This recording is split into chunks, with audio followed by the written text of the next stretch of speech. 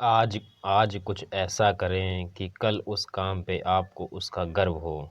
Hello दोस्तों, मेरा नाम सचिन और ये ICAR के लिए मैं रोज़ इसी टॉपिक से वीडियो बना रहा हूँ जो इस पेपर में आने वाले हैं। तो आप वीडियो को अंत तक ज़रूर देखिए और चैनल को सब्सक्राइब कीजिए। और इस चैनल पे जाके आप इस टॉपिक में जो जो साइंस के, जीके के और सोशल साइंस के जो भी क्वेश्चन पूछे जा रहे हैं, जिस टाइप से क्वेश्चन पूछे जा रहे हैं, उन सभी के वीडियो मैं बना रहा हूँ। तो आप वीडियो को देख सकते हैं और मनपसंद दोस्तों जल्द से जल्द जॉब पा सकते हैं, क्योंकि दोस्तों इसका एग्ज़ाम बहुत जल्दी होना है, तो ज्वाइनिंग भी बहुत जल्दी होगी। तो बिना टाइम वेस्ट किए शुरू करते हैं। आज का पहला क्वेश्चन है हमारा कि the measurement of mass of an object is called is measurement of. तो इसका राइट आंसर क्या हो जाए? इंटीरियर। और किसी वस्तु के द्रव्यमान का मापन, यानी कि बताना है किसी वस्तु के द्रव्यमान का मापन कहलाता है। द्रव्यमान का मापन हमारा कहलाता है जड़त्व कहलाता है। फ्रेंड्स, क्वेश्चन दोस्तों मैं उस फॉर्म में भी लेके आ सकता था, MCQ में भी, लेकिन यहाँ से अगर एक एक लाइन याद करेंगे आप तो आपके लिए बहुत ईजी हो जाएगा। और ये इस जो वीडियो में है, साइंस से रिलेटेड जितना भी बल, गति, वेग, संवेग, द्रव्यमान, जड़त्व, इन सब में जितना भी एक दो क्वेश्चन निकल के आएगा, मैं एक एक करके सब साइंस के करा दे रहा हूँ, ताकि 25 क्वेश्चन में एक भी क्वेश्चन आपको नहीं फंसे। तो ये देखिए, आपको पीछे पूछा भी गया दोस्तों कि दो RRB ग्रुप डी में पूछा गया। तो साइंस से क्या है फ्रेंड्स, साइंस के कहीं से भी कुछ भी आ सकती है। तो आप लोग वीडियो को अंत तक जरूर देखिए। अच्छा लगता है तो चैनल को सब्सक्राइब कीजिए।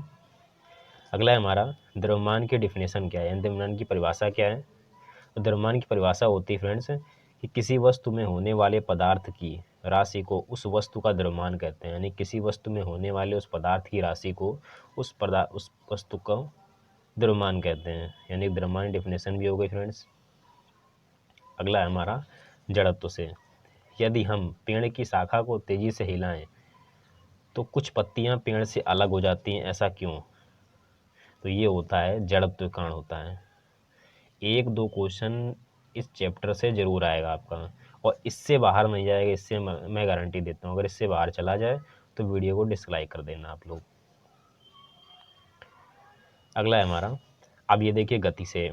गति का तीसरा नियम डैश और वेग के बीच में संबंध प्रदान करता है। तो गति का जो तीसरा नियम है, ये किसके किसके बीच है? ये होता है स्थिति और वेग। अगर इस चैनल में अगर इस वीडियो की आपको PDF चाहिए तो टेलीग्राम पे जाके आप इसकी PDF प्राप्त कर सकते हैं।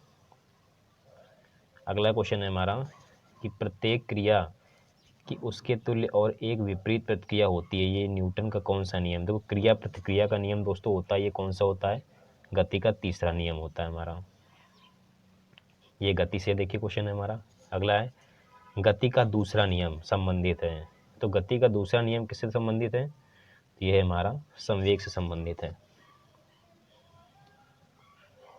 न्यूटन का गति का दूसरा नियम। अब ये घुमा फिरा के ही क्वेश्चन आते हैं इस टाइप से में, तो आपके साथ साथ अब रेलवे की भी प्रिपरेशन हो जाएगी और साथ साथ ICAR का एग्ज़ाम भी हो जाएगा। 25 क्वेश्चन आने हैं फ्रेंड्स। साइंस में से फिजिक्स, केमिस्ट्री, बायो कहीं से भी आ सकते हो, तो फिजिक्स में बना रहा हूँ अभी। इसके बाद केमिस्ट्री का, फिर बायो का लाइन से सभी आते जाएंगे, और इससे पहले मैं वीडियो बना चुका हूँ, आप चैनल पर विजिट करके देख सकते हैं। न्यूटन का गति का दूसरा नियम, तो ये हो गया क्वेश्चन हमारा। नेक्स्ट है हमारा, प्रकृति में कभी अकेले नहीं होता है। ऐसे कौन सी राशि है जो प्रकृति में कभी अकेले नहीं होती? तो वो हमारी फोर्स, यानी कि बल जो होता है, कभी अकेले नहीं होता है हमारा। अगला है हमारा, एक वस्तु पर लागू संतुलित बल का प्रभाव है। एक वस्तु पर लागू संतुलित बल का प्रभाव है हमारा, ये होता है एक वस्तु की आकृति में परिवर्तन। फ्रेंड्स, अच्छे क्वेश्चन है, आप देखिए खुद कि एक वस्तु पर लागू संतुलित बल का प्रभाव होता है, तो ये होता है एक वस्तु की आकृति में परिवर्तन। अगला है, फोर्स इक्वल टू क्या होता है? तो फोर्स इक्वल टू होता है मास इंटू एक्सेलरेशन, यानी कि द्रव्यमान इंटू त्वरण।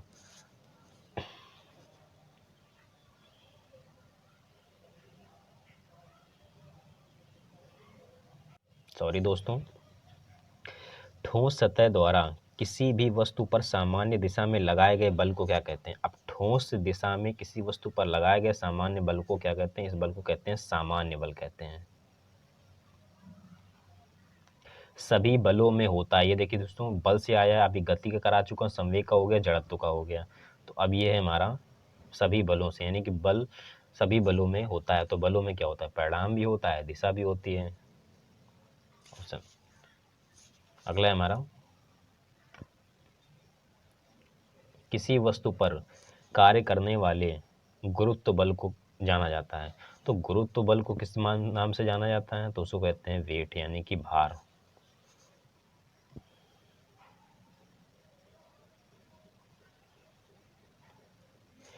किसी रॉकेट का उड़ान भरना समझा जाता है। अब रॉकेट का उड़ना, ये कौन सी संवेग संरक्षण का नियम होता है फ्रेंड्स? ये देखिए संवेग से करा दिया है। मतलब हर टॉपिक में अगर इससे कहीं से भी क्वेश्चन निकलेगा एक दो, तो यहीं से इससे बाहर नहीं जाएगा आपसे। संवेग संरक्षण का नियम से रॉकेट का ये बहुत पूछा जाता है। सिद्धांत के अनुसार कोई रॉकेट अंतरिक्ष में कार्य करता, अब देखिए घुमा क्वेश्चन पूछा गया है, कोई रॉकेट जो अंतरिक्ष पर कार्य करता, तो ये भी क्या हो जाएगा? संवेग संरक्षण के नियम से हो जाएगा। अगला संवेग से क्वेश्चन है कि एक सेल के विस्फोट के बाद कई टुकड़े अलग अलग दिशाओं में उड़ जाते हैं, तो ये किस स्थिति से संरक्षित होता है? तो ये होता है संवेग के कारण होता है, मोमेंटम। अगला क्वेश्चन है हमारा कि वह भौतिक राशि जो कभी भी ऋणात्मक नहीं हो सकती, ऐसी कौन सी राशि है जो कभी भी ऋणात्मक नहीं हो सकती? तो वो क्या होती है? दूरी। और दूरी एक कैसी राशि है? तो दूरी से एक सदिश राशि है, सॉरी अदिश राशि है। अगला है, वेग और समय का गुणनफल प्रदान करता है, यानी कि वेग इंटू समय यानी टी इक्वल टू डिस्प्लेसमेंट यानी कि विस्थापन।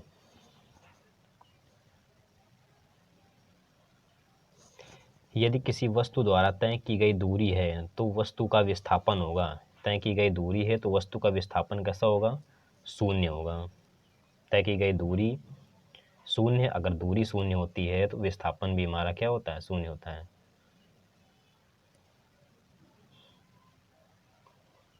अगला है, किसी वस्तु पर यानी एक कार एक सीधी सड़क पर चल रही है, इसकी गति कैसी होगी? इसको उदाहरण बताए। तो ये देखिए क्वेश्चन देखो दोस्तों, ये एमटीएस में भी पूछा गया है और ये गति से क्वेश्चन है। तो अगर एक कोई कार सीधी रेखा में चल रही है तो इसकी गति कैसी हो जाएगी? सरल रेखीय गति हो जाएगी।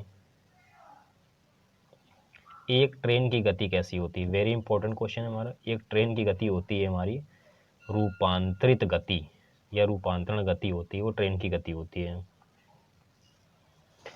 स्थिति समय संबंध का समीकरण बताइए। देखिए स्थिति और समय का होता है फॉर्मूला, ये गति के नियम होते हैं। पहला होता है हमारा v बराबर u प्लस ए टी, ये u है। v होती है हमारी अंतिम दूरी, ये होती है प्रारंभिक दूरी। और एक होता है स्थिति और समय वाला होता है, तो एक होता है s बराबर u t plus half a t square होता है, और एक होता है friends v square equal to u square plus का 2as। आई होप आपको समझ में आ रहा होगा। अगर अच्छा लग रहा हो तो वीडियो को लाइक कीजिए, और कुछ सीखने को जरूर मिलेगा फ्रेंड इसमें से आपको। ब्रेक लगाने पर एक कार मुख्य रूप से डैश बल के कारण रुक जाती है। तो ब्रेक लगाने पर क्या है ऐसा जिसके कारण रुक जाती है? तो होता है हमारा घर्षण यानी कि फ्रिक्शन। यदि किसी द्रव्यमान वस्तु पर कोई बल आरोपित नहीं है तो ये रुक जाएगी। अगर बल आरोपित नहीं है तो ये रुक जाएगी। किसके कारण रुक जाएगी? घर्षण के कारण रुक जाएगी। अगला, एक घूर्णन वस्तु डैश हर बिंदु पर एक समान संवेग होता है। तो घूर्णन बिंदु पर कैसा संवेग होता है हमारा? वो उसे कहते हैं कोणीय संवेग होता है।